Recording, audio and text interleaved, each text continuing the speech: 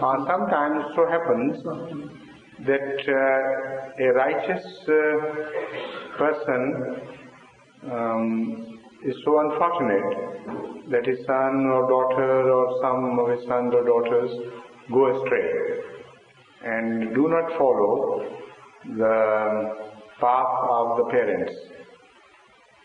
Now this is a very complex question because it is a question about generalities, and the situations change from place to place and family to family, and no single answer can be given as to the two real reasons behind that going astray of the offspring, having been born and provided the best of atmospheres. Now this changes. For example, in certain areas in the past experience of Ahmadiyya, I particularly observed that the offsprings of very pious parents, or very pious Ahmadi men, I should say, had gone astray and ultimately broke their relation and contact with the community. For example, it is applicable to Bengal, Bangladesh in particular. It is also applicable to Northwest Frontier Province to a large extent. There was a time when very important and influential families had accepted Ahmadiyya, or their elders had accepted Ahmadiyya. And the Ahmadiyya spread like anything. It almost captured the imagination of the entire population, that is, the nobles among them, the leaders among them. For example, in Northwest Province, you will find hardly a family whose elders had not accepted Ahmadiyya. But unfortunately, in most cases, if not all, of course not all, but in many cases, we found later on that the children became very much disinterested. Now, when I analyzed the situation through Khudam al-Ahmadiyya once, it was many years ago, I employed Khudam al-Ahmadiyya, Qaideen, etc. when I happened to be a Sadr, and I told them to investigate each case. Particularly, I wanted an answer to the question whether the mother of such families were also Ahmadis or non-Ahmadis. So I was surprised to find, but in fact I was half expecting it, that in each case the mother was non-Ahmadi. The father had accepted Ahmadiyya, the mother remained non-Ahmadi, and the father was not prudent enough to care for this and would not preach to his wife. Now, that was my first impression, that how imprudent of him to have neglected the wife and ultimately to have lost the whole family.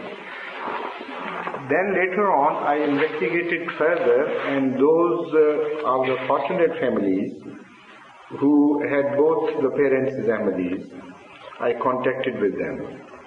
And one family member who already were thinking on the same lines, they were also of the same mind. They helped me understand the phenomena. They said what happened was a traditional habit of the Pathan of that time to consider his wife too low a thing to be taken seriously and equally on the same footing. So it will be a degrading for a Pathan, according to the members of that family, of that time particularly, to treat wives so equally as to try to convince her and go into debate with her about religious differences. The Khawaneen would say it is far below us and the wife must follow. Willy-nilly she is following the same concept, the same belief as we are holding. And the wife would never let them know, would never dare it, or was cunning enough not to make them realize that she was not following. So he told me that this is an experience we have found. He knew some families very closely, and in the childhood he was moving among them. And he said what happened was that when father was away, mother would breathe into the ears of their children that look here, you need this and you need that, and your father is spending all this money, wasting it on Jamaat Ahmadiyya and sending it to Qadian. And then she went into league with the mullah. And mullah was a menial in those days. Now he has become the overlord of everybody in Pakistan. But his real place, his historical place in Pakistan has been that of a menial. So the mullah, who was always present there as a sort of servant, listening to his Lord's voice and following him in every respect, he was quietly, cunningly in league with the mother, and he poisoned the children against the father's religion. And the children would not dare to tell the father. They would go with him to the mosque, say the prayer and come back, and there was a complete lack of communication between the father and the mother on one hand, and the father and the children on the other hand. So this resulted in a situation that when the father closed his eyes, the family went astray, the whole of it.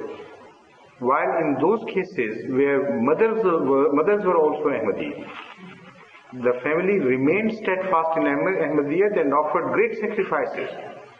So the impression received by some of the Punjabi Ahmadis that the Pathans are not loyal in this respect, and under trial they go astray, and once they accepted Ahmadiyyat and ultimately they ran away, is totally wrong. Those who accepted Ahmadiyyat never turned their back on Ahmadiyyat.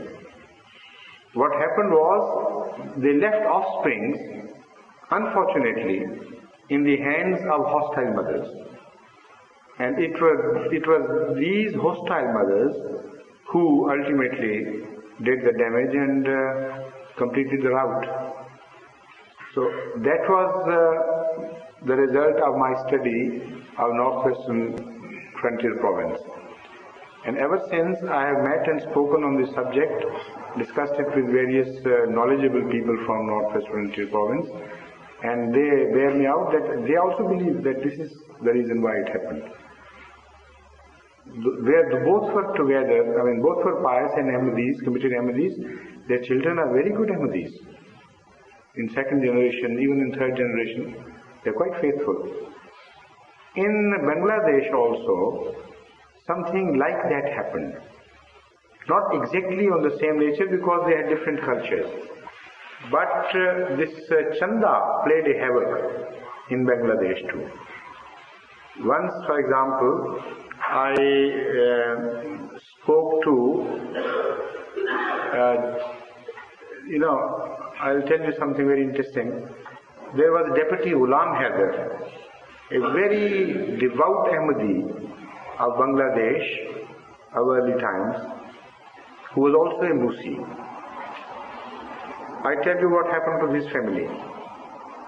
Once I was traveling from Khulna to a port near Dhaka. In fact, it was Khulna to, what's that called area close to? Narayanganj. Khulna to Narayanganj by steamer.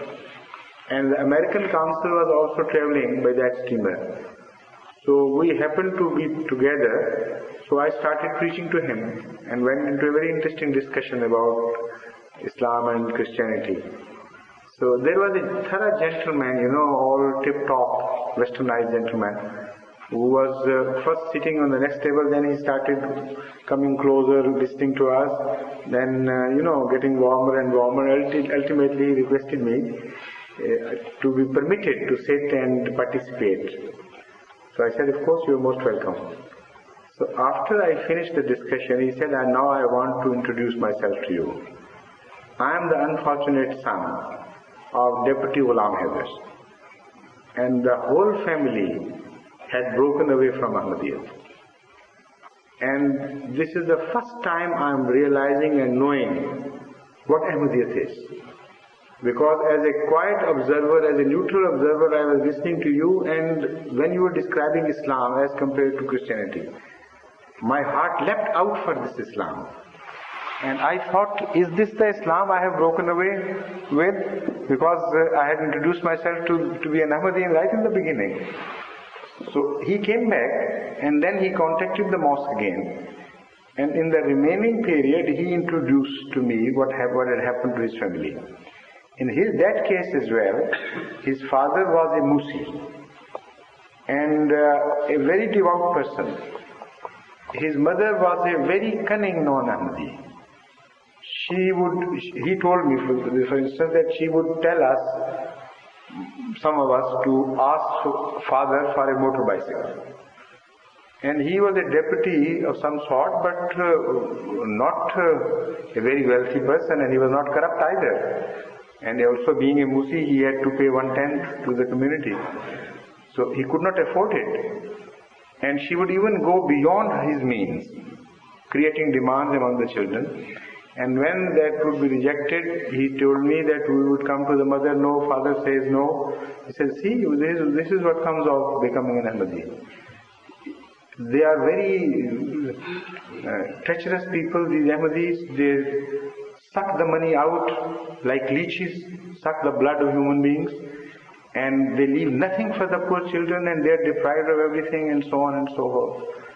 So he said that we started getting reaction within us, developing reaction so strong that when the moment our father closed his eyes, we turned away from Ahmadiyyat and we did not pay anything by way of his will.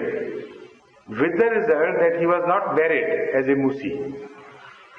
And when he told me that, he was almost crying. He said, now I feel deep guilty conscience. What we did to our father. But unfortunately, this is my story. So then I asked Maulvi Muhammad Sahib to further investigate, and his finding was exactly the same. That in most cases, it was a difference between the religious views of the mother and the father which created this unfortunate situation. So it is not only a theoretical or doctrinal difference which plays havoc sometimes with the children, but also a difference of levels of righteousness. Sometimes mothers are more righteous, and it is the fathers who have bad influence on the family. And it's a law of science that things must follow the path of least resistance, like electricity, like other forces of nature. If a path with less resistance is available, you will not follow a difficult path. You will automatically follow the path of least resistance. So in tarbiyah, in bringing up of the future generation, this is a very important factor which plays its role. If the father is less pious, less righteous and liberal, then the children would begin to follow the father's way and tend to be liberal, because it is to their own advantage. They enjoy life better and they think the mother is an orthodox something of old days. Let her be as she is, but follow the father, he is better in this respect. If it's the other way around, then they choose the mother as their model and they begin to follow the liberal mother. So there's so many factors involved. How can I answer your question to the full? Because the situations are so much and so many and varying that from family to family you'll have to analyze